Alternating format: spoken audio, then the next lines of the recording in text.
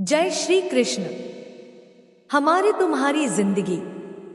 एक धन संपन्न व्यक्ति अपनी पत्नी के साथ रहता था, पर कालचक्र के प्रभाव से धीरे धीरे वह कंगाल हो गया। उसकी पत्नी ने कहा कि संपन्नता के दिनों में तो राजा के यहाँ आपका अच्छा आना जाना था, क्या विपन्नता में वे हमारी मदद नहीं करेंगे जैसे श्री कृष्ण ने सुदामा की थी। पत्नी के कहने से वह भी सुदामा की तरह राजा के पास गया। द्वारपाल ने राजा को संदेश दिया कि एक निर्धन व्यक्ति आपसे मिलना चाहता है और स्वयं को आपका मित्र बताता है। राजा भी श्री कृष्ण की तरह मित्र का नाम सुनते ही दौड़े चले आए और मित्र को इस हाल में देखकर द्रवित होकर बोले कि मित्र बताओ, मैं तुम्हारी क्या सहायता कर सकता हूँ। मित्र ने सकुचाते हुए अपना हाल कह सुनाया। चलो, मैं तुम्हें अपने रत्नों के खजाने में ले चलता हूं। वहां से जी भरकर अपनी जेब में रत्न भर कर ले जाना, पर तुम्हें केवल 3 घंटे का समय ही मिलेगा। यदि उससे अधिक समय लोगे तो तुम्हें खाली हाथ बाहर आना पड़ेगा।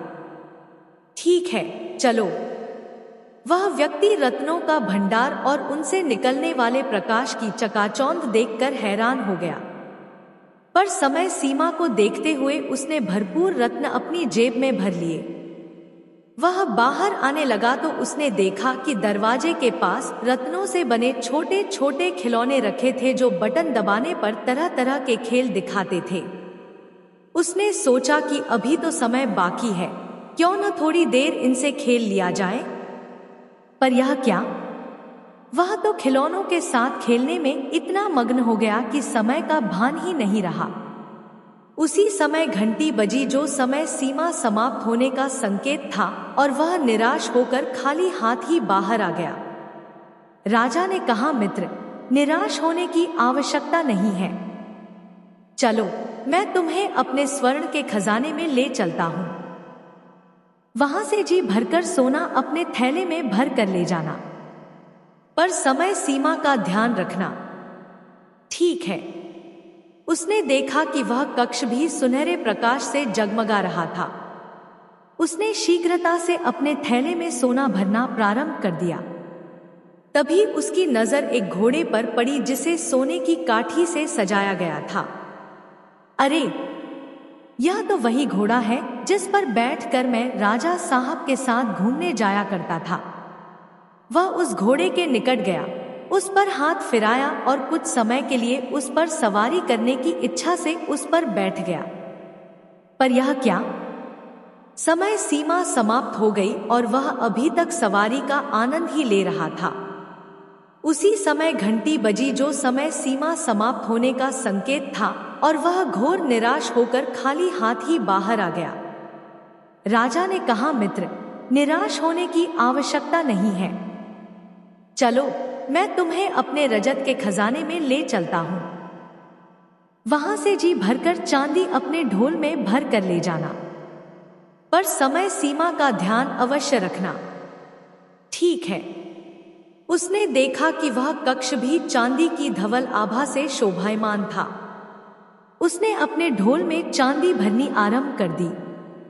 इस बार उसने तय किया कि वह समय सीमा से पहले कक्ष से बाहर आ जाएगा, पर समय तो अभी बहुत बाकी था।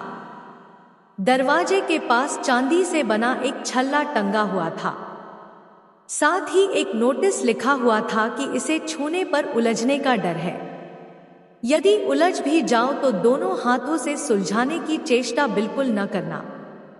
उसने सोचा कि ऐसी उलझने वाली बात तो कोई दिखाई नहीं देती, बहुत कीमती होगा, तभी बचाव के लिए लिख दिया होगा। देखते हैं कि क्या माजरा है। बस, फिर क्या था, हाथ लगाते ही वह तो ऐसा उलझा कि पहले तो एक हाथ से सुलझाने की कोशिश करता रहा। जब सफलता न मिली तो दोनों हाथों से सुलझाने लगा, पर सुलझा न सका और उसी समय घंटी बजी जो समय सीमा समाप्त होने का संकेत था और वह निराश होकर खाली हाथ ही बाहर आ गया। राजा ने कहा, मित्र, कोई बात नहीं, निराश होने की आवश्यकता नहीं है।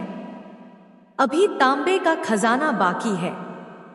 चलो, मैं तुम्हें अपने तांबे के खजाने में ले चलता हूं।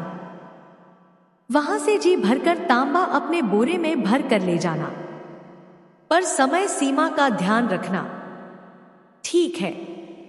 मैं तो जेब में रत्न भरने आया था और बोरे में तांबा भरने की नौबत आ गई।